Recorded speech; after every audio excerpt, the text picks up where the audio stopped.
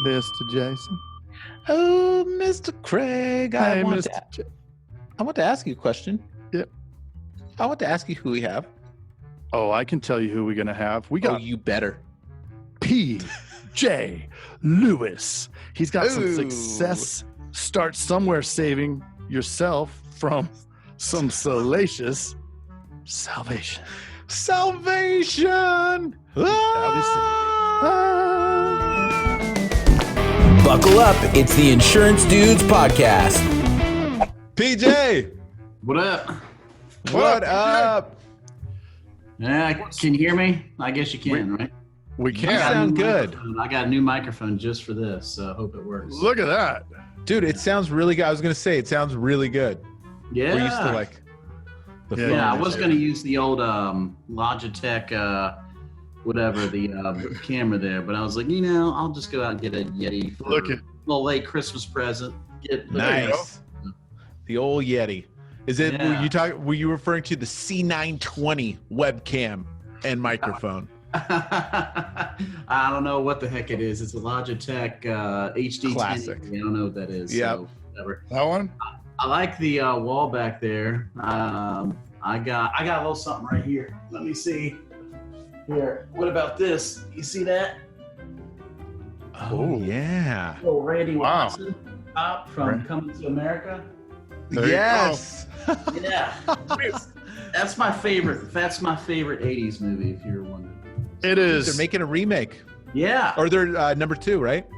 Yeah, I think Wesley Snipes is going to be in it, but Arsenio's coming back and everybody else. So, yeah, and Randy Watson's coming back. So, I mean, that's what's going to make the movie. Yeah. That is awesome. Pretty excited about that. That is Cool, awesome. man. Well, gosh, where do we start? Yeah. So, whatever. I just, I appreciate you guys having me on here. And obviously, I listen to you all, and I just like the energy and, the different types of guests that you have. It's not just hammering the same, it's not always about insurance all the time. I think there's some benefit to hear some different voices that you can add in, to your business or your personal life. And I think that's what makes your all's podcast really cool. Sure. Alternative ways Thanks. of thinking.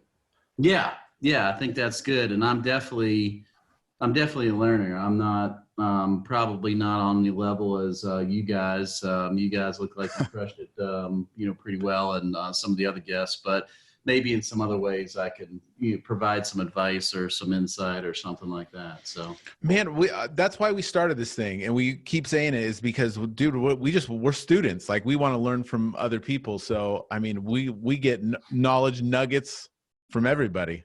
yeah. Everybody does stuff differently. I'm with you, man. I totally just want to be a listener. I mean, I grew up in this industry. My dad was a nationwide agent, and I worked for him. And so a couple of his older buddies, they're all gone now. But one of them, who was a big time agent, he was like, you know what I do? He says, I just go around with a notepad, and I just ask questions and just listen and take those ideas and go back. He says, don't gloat too much. There's all those agents over there with the gold watches, and they just want to talk about how great they are and how bad their staff is and everything else. Go to the ones that are smart and just take a pen and paper out and just write down what they say. And I remember that becoming an agent, and that's what I ended up doing. I mean, I hang around, and you guys are all state guys, right? Yep. So when you go to the meetings, I mean, those types, there's always that little clique that, they think they're better than everybody, and they talk bad about their staff and everything else. And you kind of just gravitate away from them and find the people that are consistently doing the good thing for their clients and for the business. So it's the same, doesn't matter what company you work for, or if you're, independent or captive or what have you. So just always learning, man. I don't know how somebody could be successful and it not be the staff. Right. Yeah. That's exactly what I was saying. I mean, because you're certainly not running a business. And I don't know if you're one man, the one man band, or the one dude band, how you would crush it.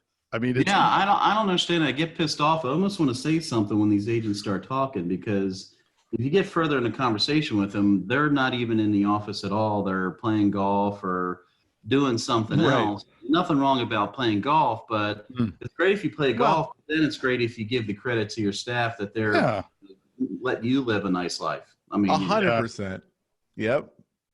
So, a recurring theme that we've had in here has been moving that ego aside, because if you go in with the ego, it's eventually it's going to bite if it doesn't bite you right off the bat. Yeah. Truth. Yeah.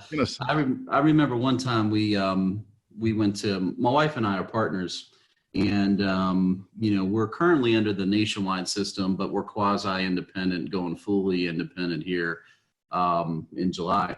And we went to, their top conference, and, probably like the top 5% of agents go to it. And we were, I don't know, early 30s at the time. And, you get kind of a little intimidated by, not being around that crowd as much or whatever. So we go, they have this fancy dinner, how they do that kind of stuff. And we go sit down, and literally the whole group of table just stood up and left and went somewhere else. And I just thought that was hilarious. It was really funny. Wow. By the time they left, some of them actually had to come back because there wasn't any seats. Welcome back. I was like, look at asses. But, that's kind of after that, I was like, I never want to be that person where, I'm going to get up and leave a table just because I think I'm better than some, or that they don't belong, or I've been here for 20 years and this is your first time making this trip. You know what I mean? So totally. You learn some lessons that way from those type of experiences, and you just gotta roll with it, man. Yeah. Yep. Well, we love telling or teaching the younger guys or the new ones, because we've made all these mistakes, right? The only way that you get to where you're doing pretty well is by screwing up a million times. Yeah. And holding that notepad. That's the truth. And it's kind of funny. It's like you think you know everything when you're 22, 24, 25, growing up in your dad's agency, because you've been working there since you were 16. So you had your license since you're 18. You already got 6 or 7 years in, and you think you know everything. But now looking back, when I'm 39, looking back to when I was 25, I feel like Will Ferrell off of Wedding Crashers is going, idiot. Like that. Just think, it's just funny how you look back and you're like, man, you were stupid back then. You shouldn't have made those decisions and that type of thing. And I guess that's probably, going to my talking points. This is my third iteration of an agency of my own outside of working for, my dad. And, just each time that, failed at something, it just kind of, you learn something from it. So, I've just been reflecting on those times, and in this third iteration of the agency, just kind of going full force and knowing what those mistakes were and not making those again. So I guess that's kind of, the reason why I'm on here. I don't have like the greatest, the sales process that probably everybody wants to listen to, but I think this message is something that I think a lot of agents go through, and they either just shove it under the rug or they don't talk about it, and they put a smile on their face and they go in the office and they, run their business. So I'm hoping maybe this message can, ring true to some agents, and maybe, get some clarity on how to move forward. So, and I think that the mistakes are always how we learn the best. We never learn from things working. Right. It's like, you know what I mean? Yeah. I love hearing about people's mistakes, because, when it's all sunshines and rainbows flying everybody's rear end, I'm like, come on, dude, there's got to be something that, you did. And you're like, man, I just, effed up pretty bad on this. And, this is what happened, and this is how I move forward. I think learning those things are definitely most valuable. Well, shit. And when it's going great and you knock it out of the park and you have the perfect year and, inner circle and the whole thing, then you get a little cocky, take your foot off the gas, and all of a sudden, wham, reality hits. And Yes. then you get pissed off because none of the company corporate people are, brushing your hair for you or anything. Yeah, what the hell, man? Because that's insurance. Insurance is like, what have you done for me today and tomorrow? It's not like what you done for me yesterday. And so Totally. it's definitely, you can ride high making all those objectives and stuff, but man, first of the year, it's just turning over a page and, start over again. So, but yeah, so, I have two questions before we get into the mistakes, and I'm that's the meat. But Craig forgot to remind me, Craig. I know. Well, now I'm going to remind you. What is the first question we need to ask everybody? Oh, I'll tell you what the first question is. What was your first concert? The first concert. Wow. This was, it was a Kenny Chesney concert. I thought you were going to say Kenny G. I was getting excited. It was the George Strait Music Festival. George Strait would put these concerts on that would have himself and then have about 9 or 10 other acts there. I mean, at the time I was in high school in 99. And at that point, every girl, loved Kenny Chesney. He was just getting real popular at that time. So that's the main reason why we went there. But it was pretty awesome. I mean, I'm kind of, I guess, eclectic on music. I mean, I like 80s. I like Frank Sinatra. I like Sam Cooke. I like DaBaby. If you heard of DaBaby, my oldest son is into rap, and DaBaby's out there now. Just like that name. I just want to say it all the time. It's not Lil DaBaby. No, it's just DaBaby. Most of them have a Lil in front. No. I think that was the new Lil. I think that changed like 2010. I think he might have had a Lil in the front. Now 2020, it's just DaBaby. The Lil's not cool. Duh is the new Lil. So, it was a great time. It was at I think it was at FedEx Field, and out here in Northern Virginia, DC, and we had floor seats, so it was really cool. There wasn't any chairs, and they had a big area, and we just danced our asses off the whole night. And it was, it was my girlfriend, my wife now, and a bunch of buddies and their girlfriends, and it was definitely it was a cool time. It was a good time. So take us through those 3 iterations of your agency and bring us through those mistakes that you made. Yeah. So the first time, getting real. Getting real. Yeah. Getting raw. So the first time, I was working for my dad up until this point. And, if you work for your dad in an agency and so forth, yeah, that's all great. But at some point you want to spread your own wings and have your own thing rather than, because, old school dads in the insurance agents in industry, they want you to do well, but they always like say, well, we want to pull the brakes here. You might be doing a little too well. They like having that control. So I'm like, this opportunity came up with a captive carrier about basically starting a scratch agency. Then we give you like, capital building fund and, all that kind of good stuff to start your agency. So I was like, cool. And they chose me. They wanted me to do that. And I was excited because I was only maybe 24 at the time. And I was like, man, what a great opportunity. And they're throwing a bunch of money my way and I get to do this and that. And, the real interesting part of it is I had another brother that just recently moved back to the area at that time. My dad let him, work back into the agency, which is cool. But, I get what my dad's philosophy was. Like he wanted everybody in the business, but, so he told the captive company, like, hey, if you want him, you're going to have to set him up too. So, that was 2 of us going into this program in the same area at the same time. And then, the big problem with that is that we tried to operate the whole agency as one unit, even though we were technically 3 separate agencies. So we're like, don't worry about it. We're just going to share all the expenses, or we're going to share all the sales. Yeah. You know how that works. It doesn't work. Yeah.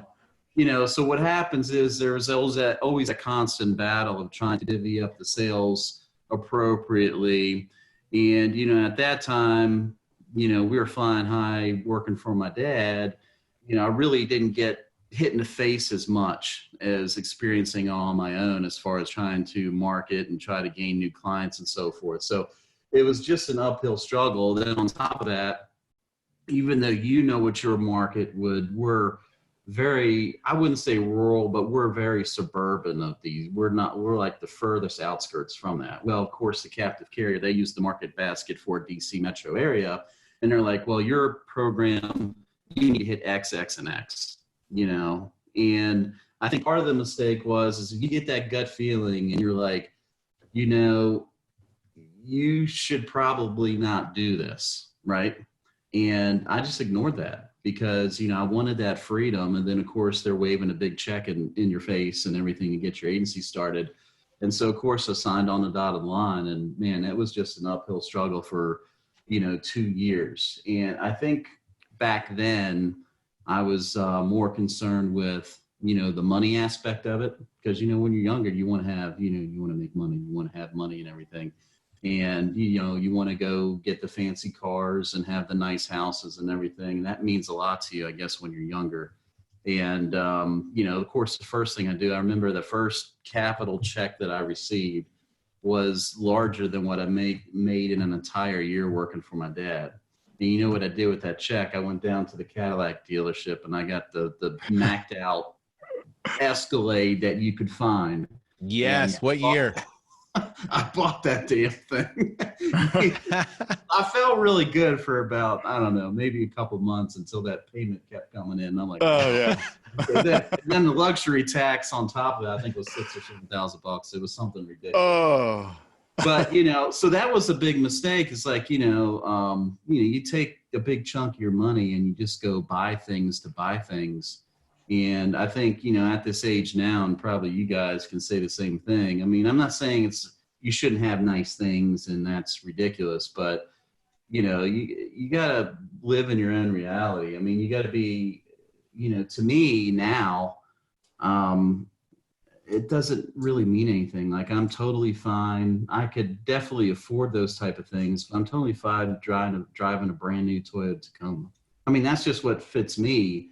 And I rather have that money to invest in my business because, you know, investing in your business is probably the best dividend. It's the best return that you can do. I mean, people say, oh, you should buy commercial buildings or real estate, and you should do this and that. And I'm like, yeah, that's all great if you want to do that. But I mean, you know how to do this business. You're in this business. You're not going to have as much knowledge of this business as in any other business. And I don't understand why agents always take the majority of their money, not every agent, but a lot of agents, and they either just go buy Porsches or they'll go buy, hey, you know, my buddy wants me to get into apartments, so I'm going to, you know, get in apartments with them, where you can easily just turn that money into your own business and you have control of what's going on.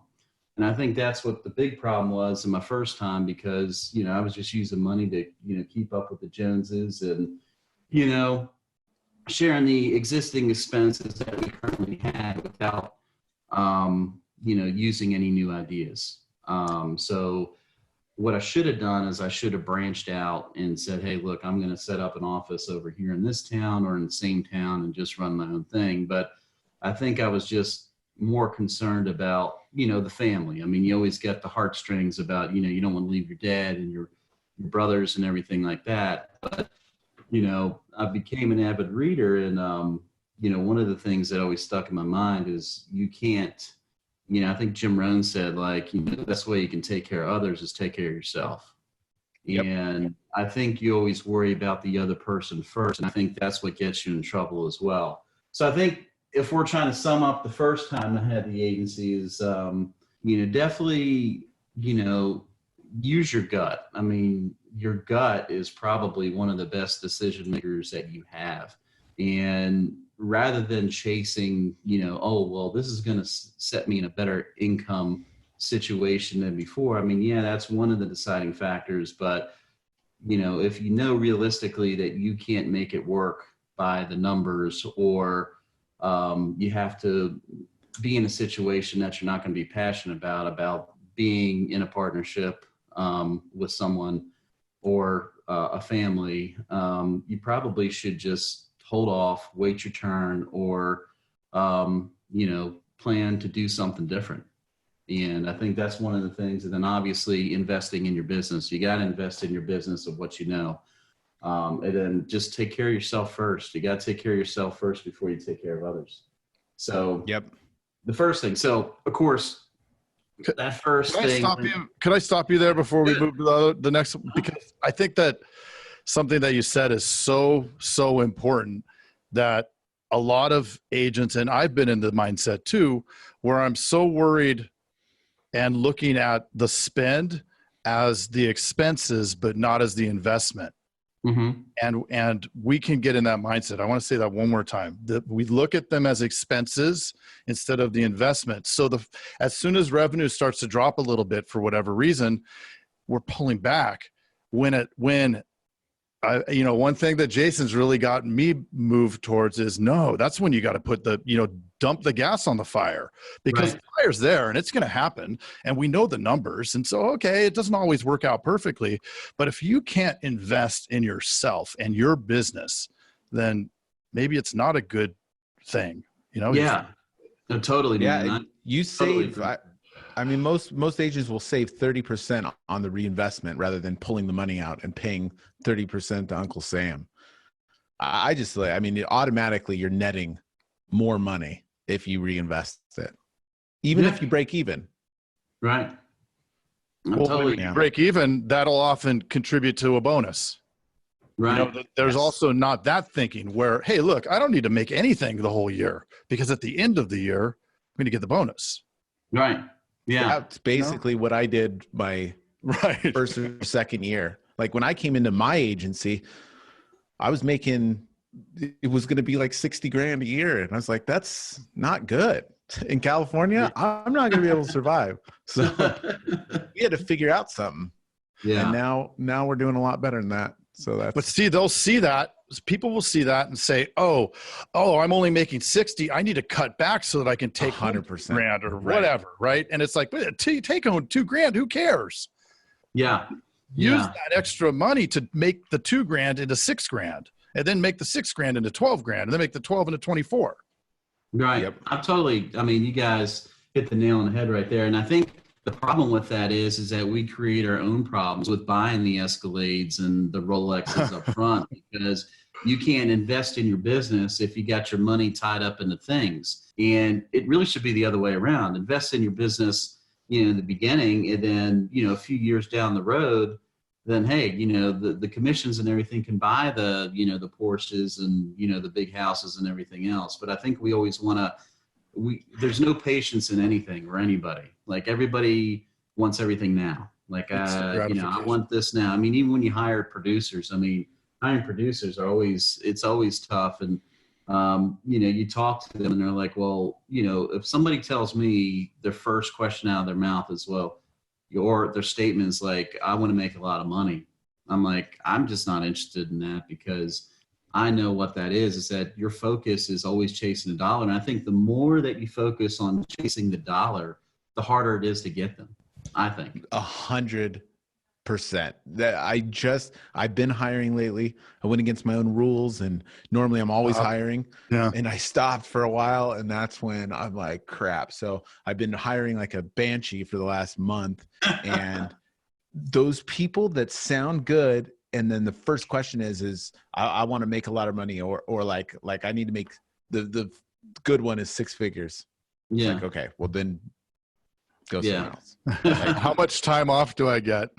Yeah, there you go. The follow-up, right? The rest of your life. Yeah. Yeah, I'm with you, man.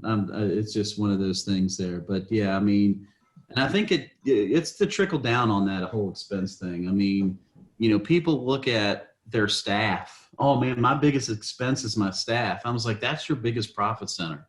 I was like, if you hire somebody in my area, I'm sure you guys got to pay a lot higher, but if you're hiring somebody for $10 an hour or $12 an hour, you're going to get $10 or $12 an hour work. And, there is a place for that. Filing or scanning or whatever the heck that you got going on in your agency. But if you're trying to build a culture that clients want to come into your agency, I mean, you gotta really support them. They gotta have a lifestyle too. It's not just about yourself.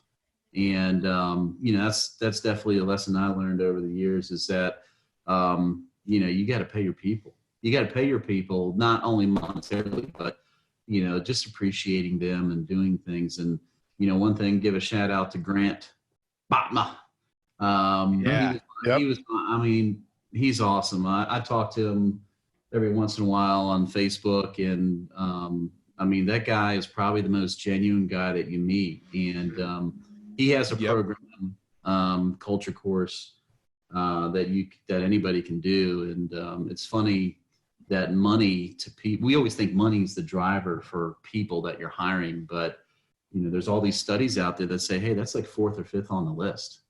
And I think as agents, we need to pay attention to more of that, because a lot of people want freedom or appreciation more. And I still don't do the best job of that. And I'm trying to actually remind myself to go around and, thank the staff, and, just stick my head in their door a little bit more often, than what I do now. Hey, I think we could all do that a little bit more. Yeah. I think that's we get bogged down with all this stuff. And we always talk about how, like, when you're hiring, it's basically like the same thing. It's like you get leads and you have to sell them. You know what I mean? Like, you have to do the follow-up process. It's all the same. And to your point, I would almost say that,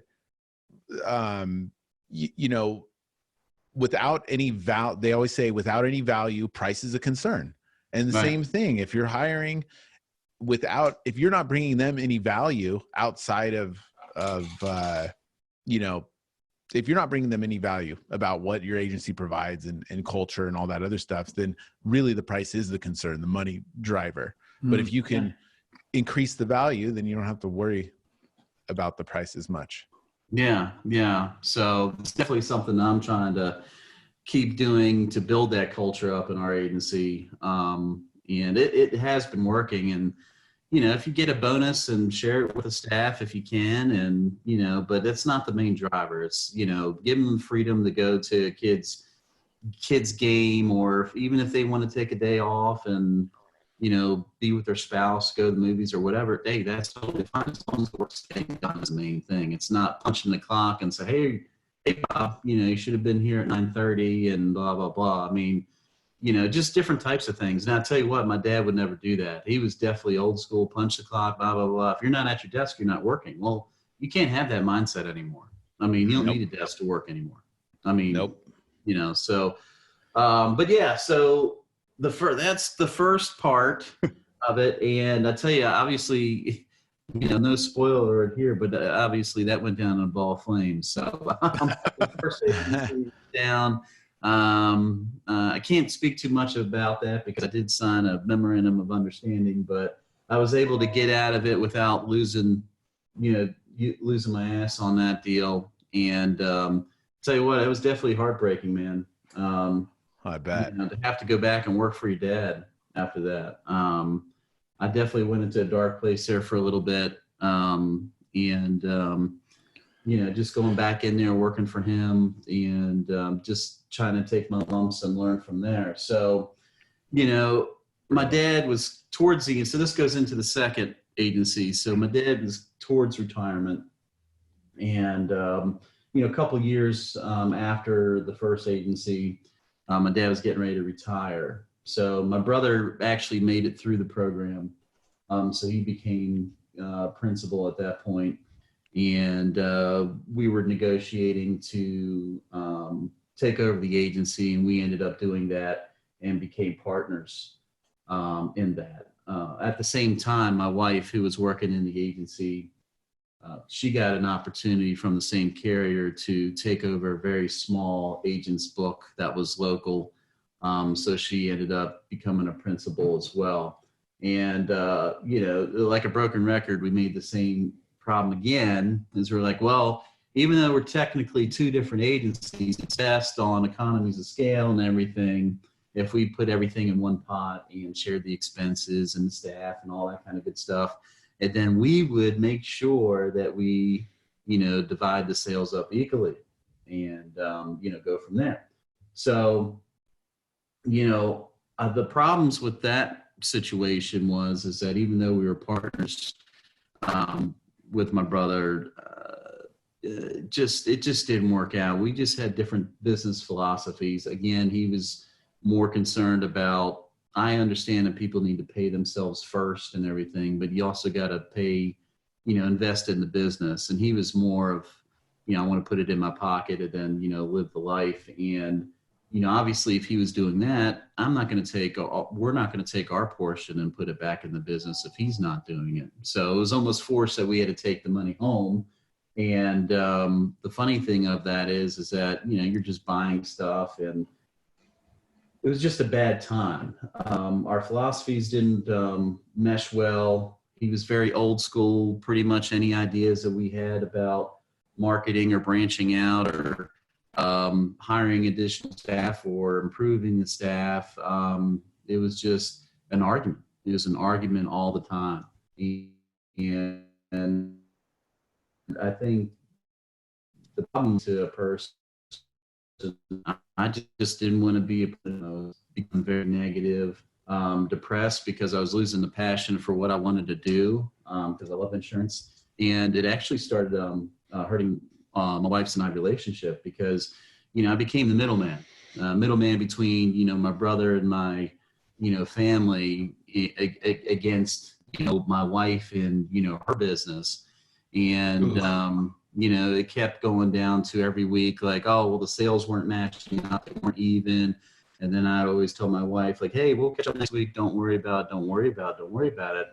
And, it just kept going on. And I just kept, putting a smile on my face and shoving it under the rug. And then, finally blew up into a big problem to where, it ultimately came down to where my wife didn't think that I was, number one rule as a husband is you got to protect your wife and support her. And I just wasn't doing that. And I would get so angry with her because I wasn't understanding the situation where I'm like, well, why are you complaining? I mean, we're making so much money, what's the problem? And it goes back to that whole money thing. Like, it's like, to me at that time, it's like, hey, we're able to, remodel the kitchen here, paying cash for this, cash for that. I mean, we got so much money. What's the problem? And it took me a while to realize, well, that's what the problem is. It's that you're siding over an income rather than what's important to your wife and your family. And I tell you, I mean, I'm just going to be upfront with you. Maybe there's some people that have gone through it or going through it right now, but it drove a big wedge. And I bet if I continued on that path, I mean, we wouldn't be together today.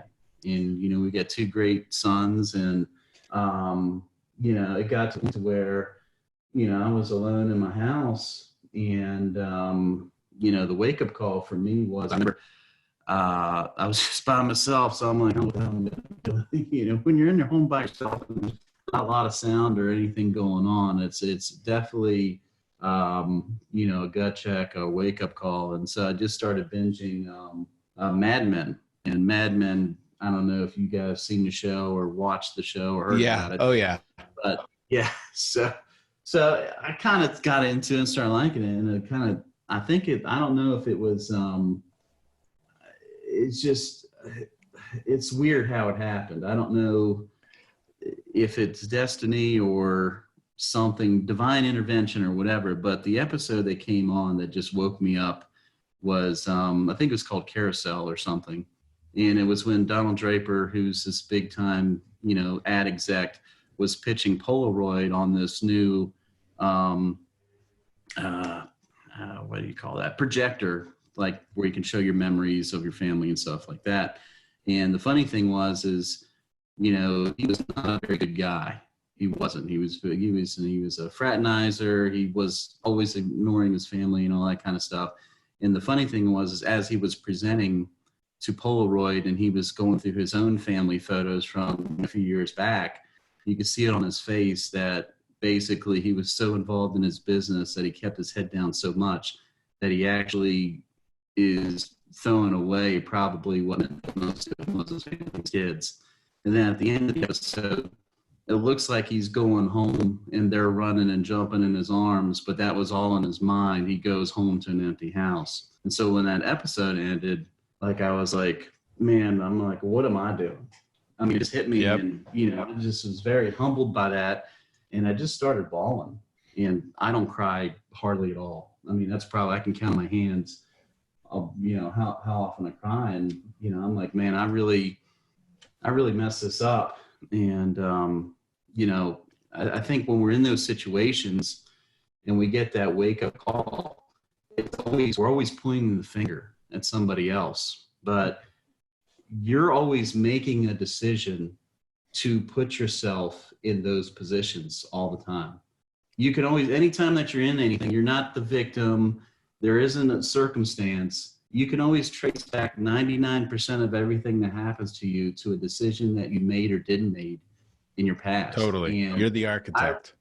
and I'm like, wow, I done screwed this up. So, what I did is, a lot of people, I think, just say, hey, it's too far gone now. I'm just going to, sweep everything up. If I get divorced, it happens, then I'll just be better moving on. But to me, I mean, it was my high school sweetheart. We got 2 kids.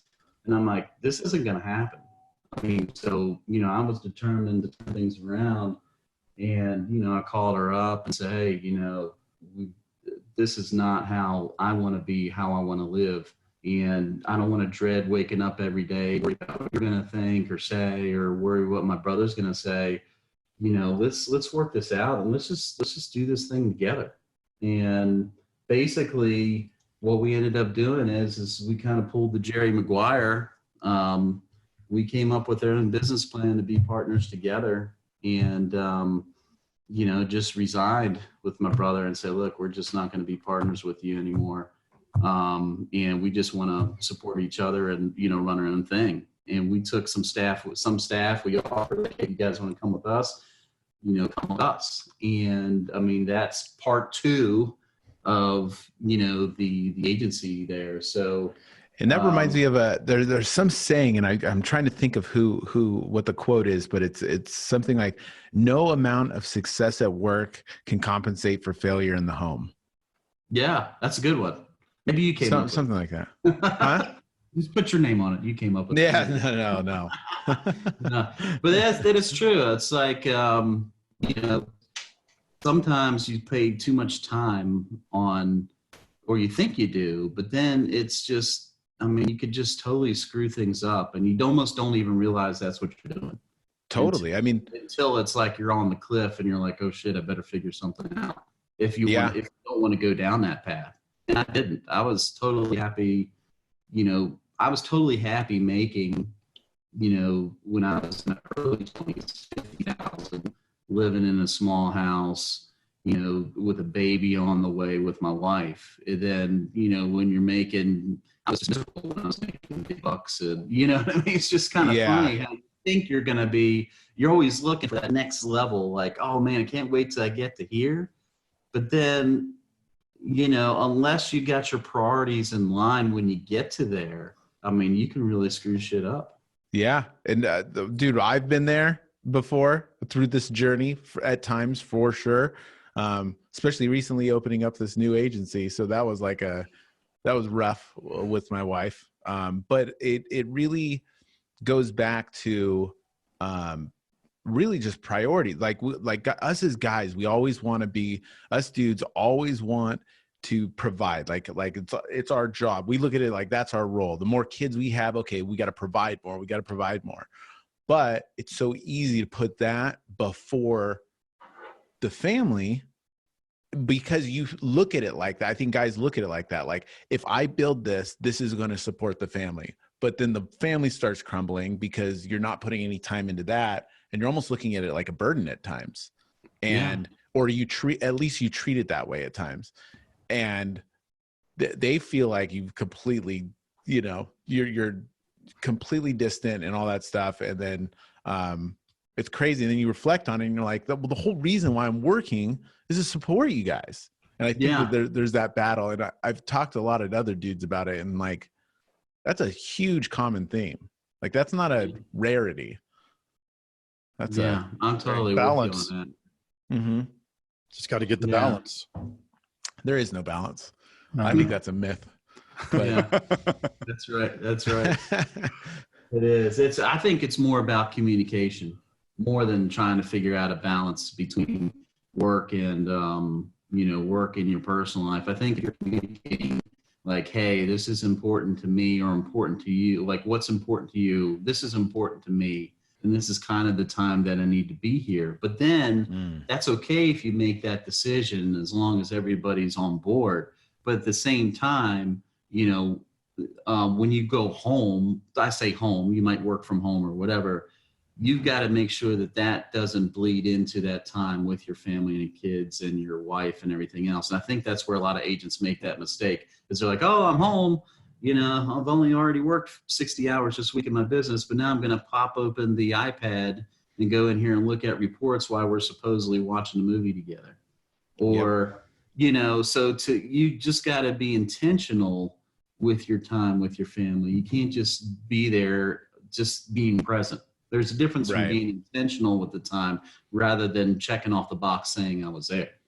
And I always get that with a lot of people, like, oh man, I'm with my family and you work too much or whatever. And I'm like, yeah, I mean, you might work with your family, or be with your family more, but I don't really count, binging Stranger Things, 8 episodes of really being, with your family. I think you can't criticize me for doing this, but then if I'm spending 2 hours of my time with my oldest son, coaching his baseball team, helping him become a better baseball player, being intentional in that, I think that's going to, I think he'll remember those type of things. He isn't going to remember me sitting on the couch watching 3 episodes of Stranger Things, so to me, 100%. I don't like when people criticize the other way either, saying, oh, well, I'm here. I'm like, yeah, you're in the basement playing video games while your kids are upstairs, which, hey, I play video games too, so nothing against any video game players, but you can't use that excuse saying that you're there and I'm over here.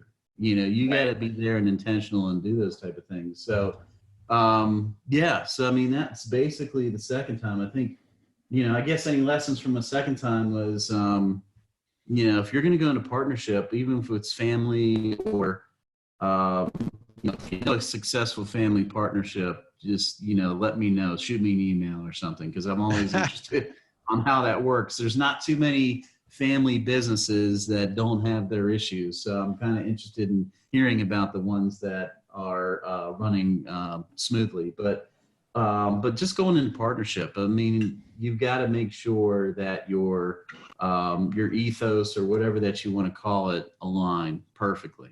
If you get somebody that's old school, punching the clock, wants to be at his desk, and you're kind of like, okay, well, I'm going to go to this meeting. I'm going to jump on a podcast, and then maybe at 10 o'clock at night after everybody goes to sleep, I'm going to log into the system and do some things. Well, those two people aren't going to see eye to eye. He's going to think that you're not working, and then you're going to think he's not working because you're on the computer at 10 o'clock at night and he punched the clock at 5. So you got to make sure that everybody's on the same page before you jump into a partnership.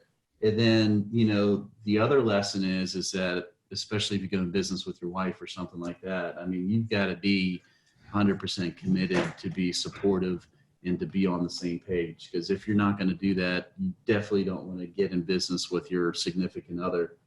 And then I don't want to do that. Yeah. I know you guys don't want to, right? If I asked my wife, she would probably punch me. Right. Same here. Yeah.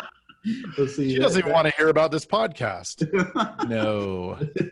I'm not allowed to talk about it anymore. Well, but you do sometimes. But I do. And then you get in trouble. I test it every now and then. Yeah. Does she like it yet? Does she like it yet? It's the definition of insanity. Yeah. Don't one of y'all make her listen to the podcast? No. No? I Really? tried. Oh, okay. I thought maybe if you go on a nice car trip for 4 or 5 hours, you just hit play. We brought my daughter on, and I did remember that one. I remember that right. maybe, and she still hasn't listened to it, but I forgot about it. I'll throw it on the next road trip. There you go. Sounds good. I like it. But yeah, then also just just got to pay attention at home too. I mean, that's kind of the lesson for the second time. second time around is, don't neglect your duties as a husband or, wife, significant other, father, brother, whatever that your home duties are. You got to make sure that that's a priority, because if those priorities in line, I don't think you can really be truly successful. I think you're always going to be thinking about, what you could have done, what you should have done, why you're trying to, have a successful agency. It just doesn't work out that way. So you got to have your priorities in line. So that's the second time. So now, if we move on, anything else I need to touch on the second time that I went down?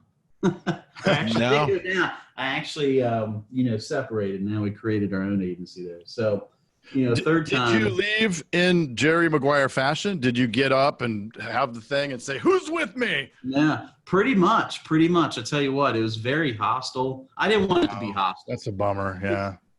And to be honest with you, I mean, I don't talk to my brother to this day, 6 years later, and not by my own choice. It's just, I would get down in dumps about it, and unfortunately, my side of the family very rarely talks to me, just because the business was everything, and I messed it up. It's my fault that it didn't work out, and they kind of upset me for about a year or so, but then I think it was Earl Nightingale. He's like, just because somebody's your best friend or your family, you're not obligated to be around negative people. And if they're gonna bring negativity into your life, you just got to be away from it. And to me, as a son and so forth, you just think that you're obligated to be like, okay, well, it's my dad or it's my brother, but I'm just gonna keep eating the crap, and you just can't do that anymore. And I don't want my kids to do that either. I don't want them, if I'm negative and I'm causing negativity in their lives when they grow up, I don't want to be that person. I don't want to be that person that they don't want to not be around. And I just have to accept it. Yeah, it's bad. You definitely want to have a good relationship with your dad and your brothers and so forth. And I don't mean any ill will, and I'm not saying anything bad about them. It's just that to me, it was just negativity to me. And, my definition of negativity might be different than somebody else's. So, that's just kind of what I was able to, I guess, cope or accept, and just say, I'm just not going to be around any people anymore, and not have any negativity in my life, and just, move on. So it definitely turned into a bad situation. 6 years in, he still has his own agency, and he's doing well. I mean, he's got a brand new Bentley now, so good for him. And us, we're doing very well too. So he's satisfied with what he's doing, which is what everybody should be. And then we're very satisfied with what we're doing. And so moving into what we are now, the Homestead Insurance Group. I mean, my wife and I are partners. We've been partners 50-50 since day one. And the funny thing is that the staff that came with us, we still have that staff after 6 years. And I think that says a lot of Wow. How That we're is phenomenal. to be together and just the appreciation and around you, and be a team and be more like a family. Some people say you can't really be friends or a family with your staff because then they'll take advantage of you. And I'm like, I'm not. Maybe when I was in my 20s, I kind of believed it. I was like, yeah, you got to be the boss or whatever. But now that I'm older, it's like, I don't think that's the case. I think that you gotta hug your staff. I think you gotta bring them in and be like, hey, I tell them the truth. I tell them the truth of what's good going on in the agency. I tell them what's bad going on in the agency. I'm not going to sugarcoat one way or another. And I think they appreciate that transparency, because you can't say, hey, the agency's going bad, we're not doing as well, and then the next day you pull up at a 9/11 and they just play. It just doesn't make any sense. So you got to have that transparency about what's going on in your agency, and I think they appreciate that. And you got to help them. You got to help them, grow professionally and individually. And I want to see them get their dream house or whatever. I mean, that's what gets going. It's not just about what I'm doing. It's pretty awesome when I think it's, I don't know, it's kind of a weird feeling. It's kind of like when you see that you might have contributed to somebody else's successes and buying the things that they want to do, or kids do college or whatever, you can kind of say to yourself, you know what, my little business might have had something to do with it. Man, that payoff is 10 times better than putting $1,000 in your pocket, I think. I don't know. Yep. No, I agree. So yeah, so we have our staff, 6 years going. I mean, we had to go out, and at that point I went to the banks and the bankers that I knew, and we got some huge lines of credit to kind of support us for, the first couple of years to pay everybody, because I didn't want them to have to take a step back. So we kept them at their original salary they were getting paid, and, commission structures or what have you. Then obviously we've grown from that, but we paid them, we kept them on the team. In 6 years in now, we bought 2 more independent agencies. And the funny thing now is, I jump out of bed every day. Like, I don't want to say it's like Christmas. It's like Christmas to me. I'm like an idiot. Like, my wife's like, dude, you just love insurance too much. And I'm like, I just like doing this because it's more than just insurance. It's the business. It's a business that, the more effort that I put into it and put into people, it's going to pay me in spades. I mean, so when you're excited about having that flexibility or freedom to say, you know what, I'm going to, I want to look into this type of marketing program, or, we're going to do this with, our website now without having to look over your shoulder to see if somebody agrees with you or not, is definitely very, very fun to do.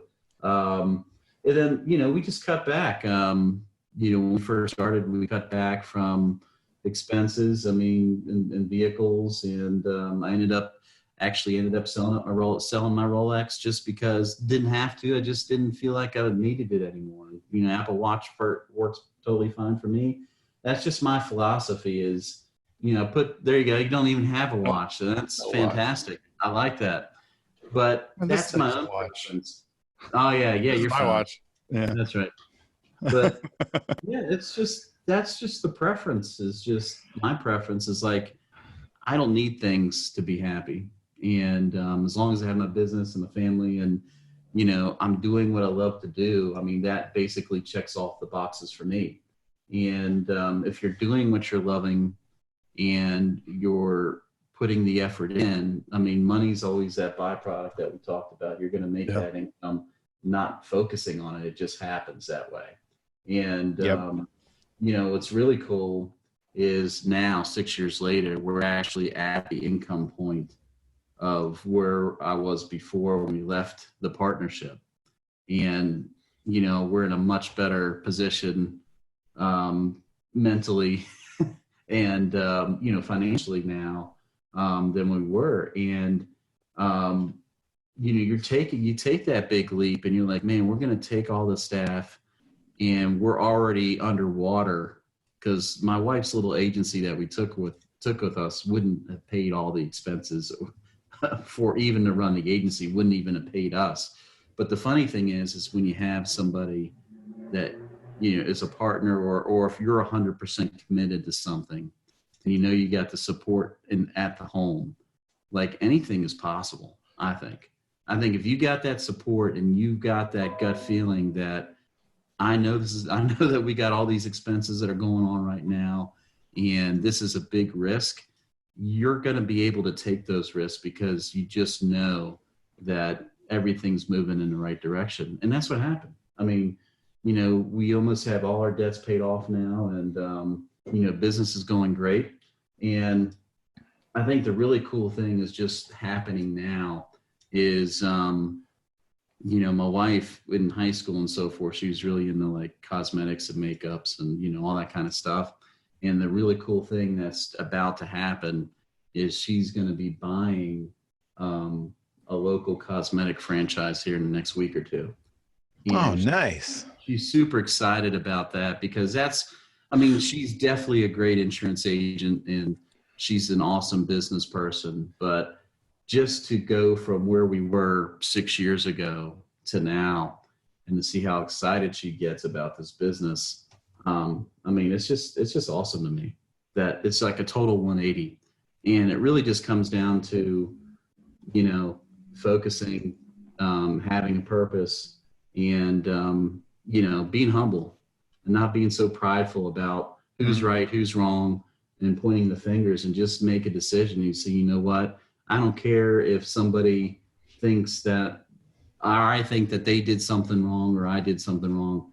It's take that responsibility and say, look, I've got some things I got to correct, and let's move forward together, and get some stuff done. So, that kind of wraps up the third part. And it's just, it's just getting that support. I guess lessons from the third episode, and successful episode finally, that I won't be going under anytime soon. I can tell you that. But, Yeah, that's awesome. It's to close it out is just, the lessons from this one is just getting on the same page with somebody, or even yourself. If you're just, sole owner of the business, is you got to find a direction that you're 100% devoted to.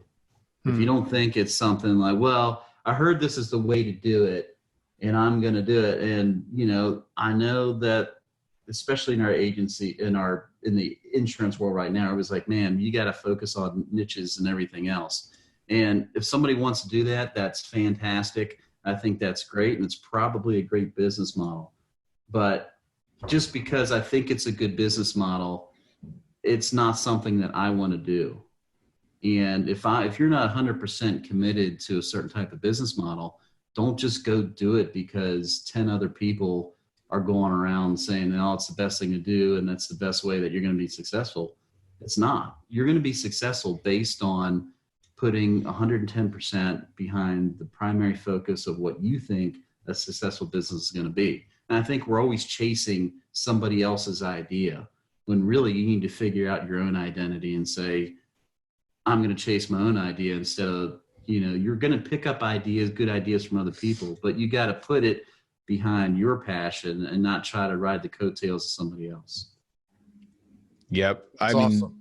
And a lot of those, I think the niche thing is awesome. I think that nowadays starting with a niche is a great idea, but, or if you want to expand somehow, but there's so many ways to skin a cat here. I mean, there's so many people that do such a great job, especially we see that do such a great job in so many different ways. Like some of the marketing stuff that I see is so old school, and I'm shocked that it works in some parts of the country.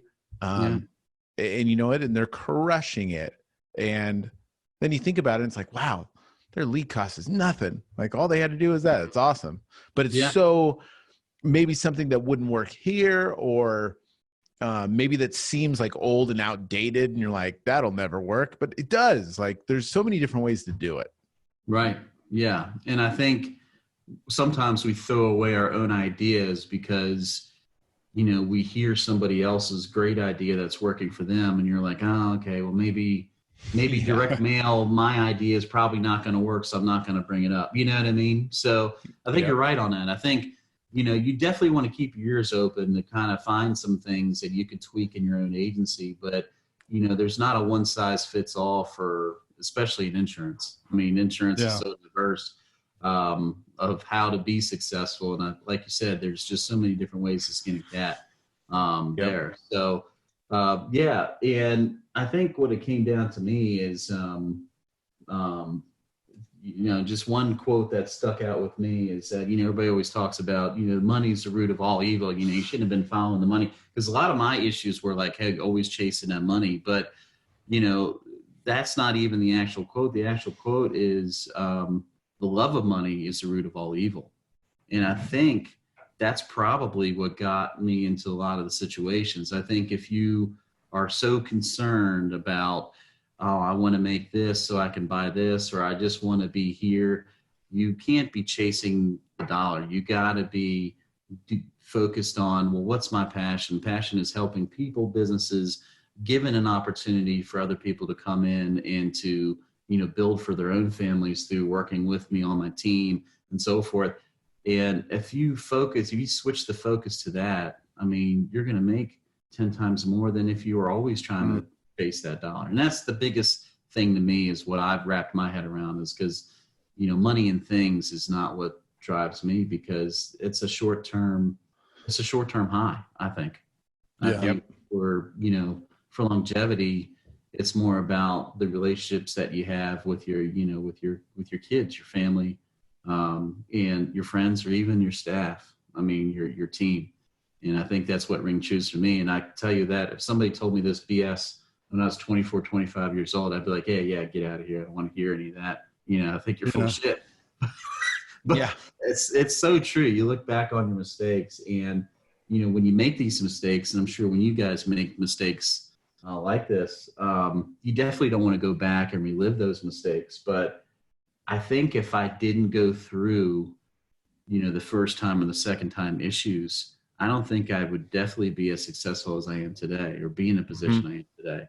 So you definitely got to fail forward and pick yourself up and move on, instead of staying there and being like, oh, woe is me. This company treated me like crap, or, blah, blah, blah, and being a victim. You just got to pick yourself up and say, look, I just got to start making better decisions and see what's going to make me happy, so then I can make of the others around me happy as well. And that's really what it comes down to for me. You make better and more informed decisions based off the pain that you went through. And if you don't go through that pain, no matter how many times the older guy tells you, hey, you can't do that because, and you're like, whatever. And then you do it, then you fall, then you go, oh, well, they were right. And I learned. Yeah.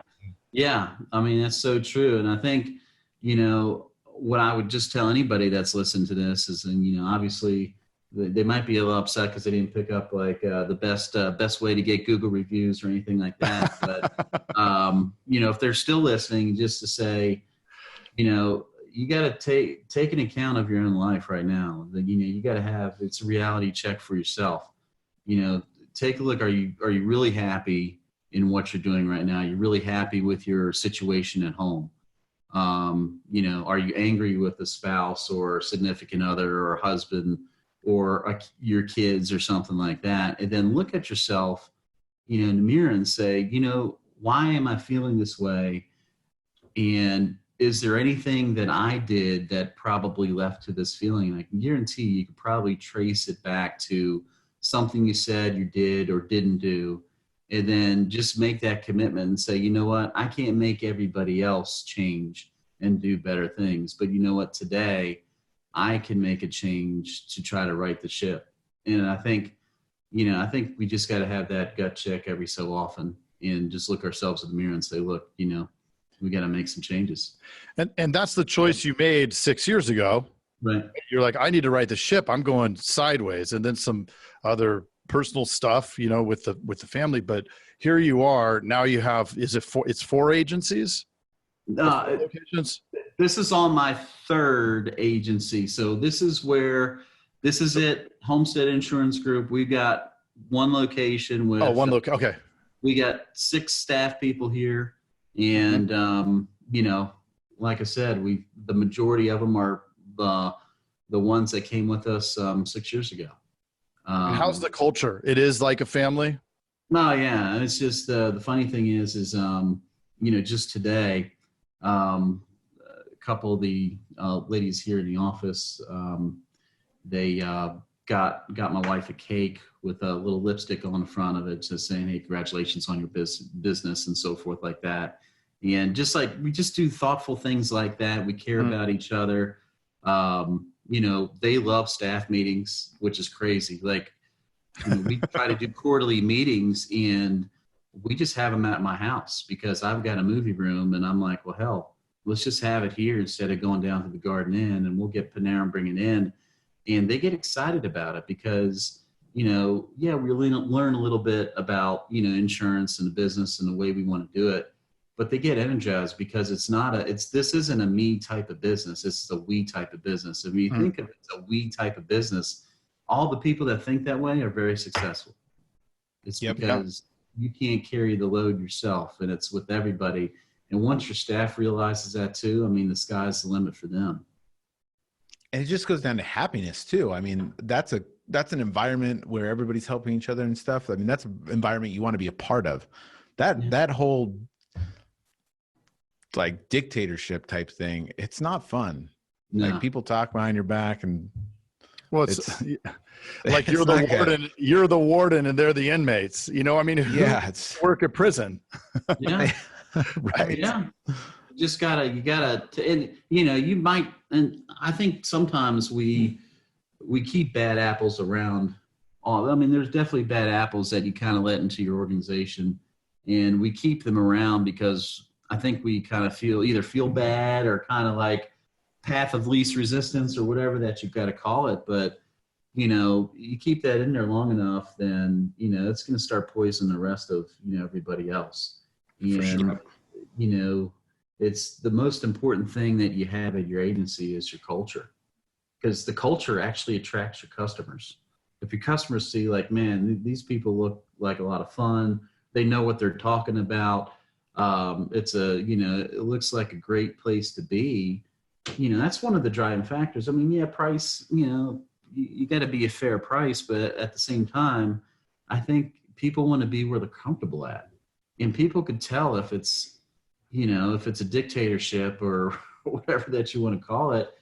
People pick up on that, and I definitely, being the third time that we create our agency that's in for the long haul. I mean, we definitely want to stay that path. We go, I go even one step further on trying to ensure that's the way that we're going to, operate, is just, freedom and just being friends, family with each other. I mean, I know everything about them. They know everything about me. And, I mean, we hang out together, do things together outside of work, and it works. And here in the naysayers to that, it's like, I mean, there's so many ways to do stuff. And if that's the life that you want to live, do it that way. I mean, some people want to work out of their house and they don't want that many employees and they want to do it all themselves. Cool. Do it. There's no wrong way to do this. Right. It's just work, man. Yeah. And work ends up being most of our life. So you better like it. Yeah, that's right. That's the whole message, man, is just to make sure that, that you're happy and committed to, how you want to run your business. And, a lot of people like to run businesses, but they're not committed to it. And I'm like, you can't have one or the other. You can't say, hey, I've got a business, but, I'm just waiting around for it to pay me. And, I'm going to let somebody else run it. Those businesses never work. I think you've got to live your business. And if you live your business and you're involved and you're in it and you know what's going on and you enjoy what you're doing, I mean, it definitely doesn't feel like work. Truth. 100%. Truth bomb. So Truth bomb. We have kept you for so long. We're over the hour. So no, I'm sorry about that. I kind of no. You're awesome. I hope that we didn't we didn't encroach on your day, but I would like to wrap with, if you were going to give one piece of advice to somebody jumping into this thing, crazy enough to become an agent and start doing this, what would that be? And how would you direct them to implement? I think now there's just so many resources compared to, I mean, when I jumped into it, it was early 2000s, and there wasn't as many resources. And I think you've got to look for mentors, I think, is the most important. And you'll get this a lot if you're jumping into the captive world. I know how that goes, is don't always think your mentors are the people that work for corporate. Okay. So they might have some good ideas or some good sales materials or something, but I think the problem, it might be different now, but the problem with the captive model is they want to keep you inside of their bubble and think and be exactly like everybody else.